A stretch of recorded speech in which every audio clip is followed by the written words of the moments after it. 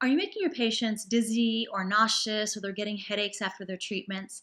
Now, of course, sometimes you get a bit of a healing reaction, a bit of a flare within 1 to 3 days of a treatment, but then they should get much better after. But if you're consistently making patients feel unwell, or they're actually leaving the clinic feeling worse than when they came there, something you want to look at is your needling direction. And I'm not talking about which way the needle is going in the meridian. I'm talking about, are you needling from top to bottom, bottom to top? So let's discuss this. If someone has an excess in the upper jaw pattern, maybe they've got migraines or they have headaches of some kind, tension headaches, and you notice that their distal pulses, right, like heart and lung positions, are quite excessive in comparison to the rest of the pulses, especially the kidney pulses probably are weaker. This is really common. Most of us live so much in our heads in our culture now. We're just so, intellect focused and constantly thinking and engaging our brains. So there's too much energy up there. So maybe you decide to give them a liver young rising treatment, right?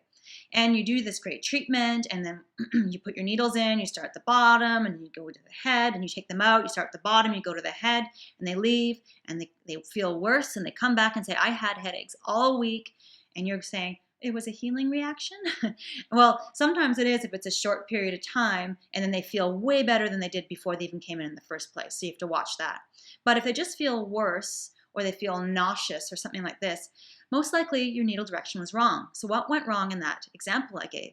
Well, all their energy is at the top of their head. So you want to think, because all the good points in the world aren't going to treat this properly unless you do the proper direction. You want to think, okay, I need to bring the energy down to the feet. So I'm going to start at the top with my needling, and I'm going to needle down. So I'm directing the energy downwards. You leave them in the room like that, probably a TDP lamp on their feet because heat attracts heat to draw more yang energy down. And then when you take your needles out, you want to leave them so they have less energy in their head, right? So which direction is that?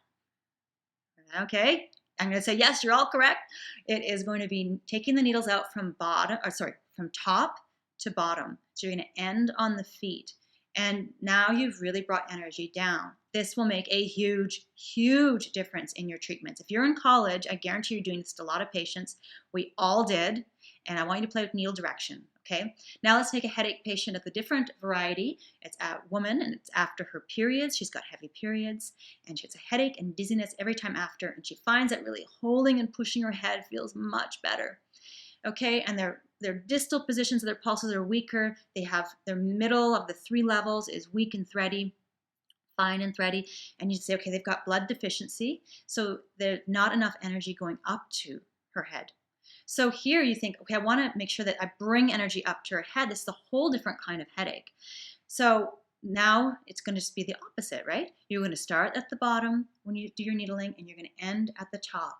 And then when you take them out, start at the bottom, end at the top. Otherwise, if you do the opposite direction, they might feel worse all week and really weak and tired. Aha, light bulb moment. That's my Oprah voice. So there you go. Please use that in the clinic. You might already, but if you don't, start right now, and you'll notice huge difference in how your patients feel that week and when they leave.